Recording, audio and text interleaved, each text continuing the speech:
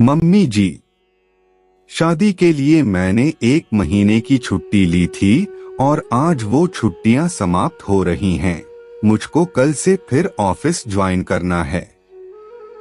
डॉली ने बहुत नम्रता के साथ अपनी सास कोकिला से कहा, क्योंकि अभी इस घर की बहू बने डॉली को कुछ ही दिन हुए थे। क्या कह रही हो तुम? ये निर्णय तुमने किससे पूछ कर लिया? कोकिला के तो जैसे ये सुनते ही 440 वोल्ट का करंट लग गया और वो दहाड़ने वाले अंदाज में बोली, मम्मी जी, इसमें पूछने जैसी क्या बात है? ये तो आप सभी लोगों को पता है कि मैं नौकरी करती थी और अपनी लगीलगाई नौकरी छोड़ने से रही। डॉली अभी भी शांत स्वर में बात कर रही थी। हमारे यहाँ की बहुएं नौकरी नहीं करती। हमारी और भी दोनों बहुएं पढ़ी लिखी हैं, लेकिन किसी ने भी हमसे इस तरह नौकरी करने की जिद नहीं की। कोकिला लापरवाही से बोली, मम्मी जी, मुझको किसी से अपनी बराबरी नहीं करनी। मैं बस अपनी नौकरी नहीं छोड़ सकती। भाभी लोगों ने शायद आपकी हुकूमत को मुंह खोकर स्वीकार कर लिया होगा, लेकिन मुझसे ये उम्मीद बिल्कुल भी मत कीजिएगा। अब तो डॉली जैसे जिद पर अड़ गई। तुम ये किस तरह से बात कर रही हो डॉली? अभी जुमा 4 दिन नहीं हुए तुमको डोली से उतरे हुए और तुम मुझसे जुबान लड़ा रही हो। कोकिला तैश में भरकर बोली, मम्मी जी, मैं जुबान नहीं लड़ा रही हूँ। आप ही बेकार की जिद पर अड़ी हुई हैं।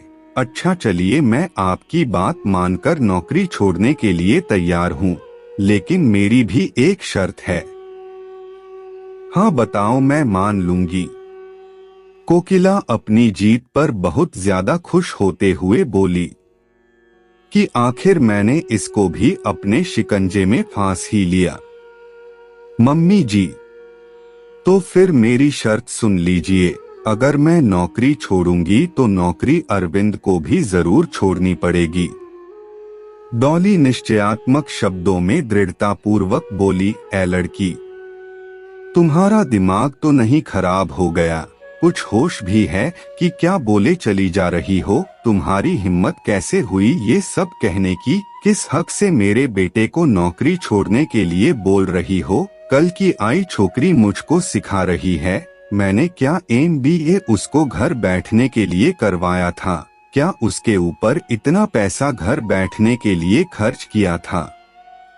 कोकिला तो बिल्कुल भड़क ही उठी और वो शब्दों की मर्यादा भी भूल गई थी। क्यों मम्मी जी, फिर मेरे साथ ही ये भेदभाव क्यों? क्या मेरे मम्मी पापा ने मुझको MBA घर बैठने के लिए करवाया था? क्या मेरे भी मम्मी पापा ने लाखों रुपए घर बैठने के लिए खर्च किए थे?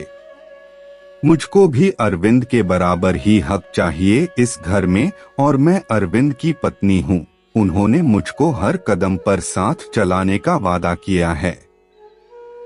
अब तो डॉली भी थोड़ा तैश में आ गई थी। ये मत भूलो कि तुम इस घर की बहू हो और अरविंद बेटा। कोकिला हर बात पर डॉली के ऊपर दबाव बना रही थी।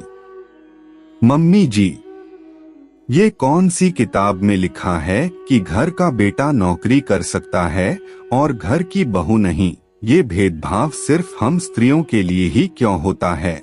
लेकिन मैं वो स्त्री नहीं जो चुपचाप इस भेदभाव को सह लूंगी। मुझको तो नौकरी करनी ही है। फिर उसके लिए आप चाहे स्वेच्छा से इजाजत दीजिए या अनिच्छा से, लेकिन मैं अपने निर्णय पर अटल थी और अटल रहूंगी। और मैं कल से ऑफिस जाऊंगी, मतलब जाऊंगी, क्योंकि मेरे मम्मी पापा ने हमेशा ही मुझको भेदभाव के प्रति निर्भीकता से डटकर मुकाबला करना सिखाया है। डॉली बिल्कुल तटस्थ भाव से निर्भीक होकर बोलकर अपने कमरे में उठकर चली गई। अब तो कोकिला को लगा कि शायद उसका पौआ हुकूमत नहीं चलेगा, क्योंकि घर की और भी दोनों बहुओं ने उनके निर्णय को सिरमाथे पर लगाया था, लेकिन आज उससे टक्कर लेने वाली भगवान ने भेज दी है। पास ही बैठी इन दोनों बहुएं मन ही मन ये सोचकर मुस्कुरा रही थीं कि चलो देवरानी के आने से उनकी वैल्यू बढ़ जाएगी और शायद उनको भी अपनी पढ़ाई का सदुपयोग करने का मौका मिल जाएगा।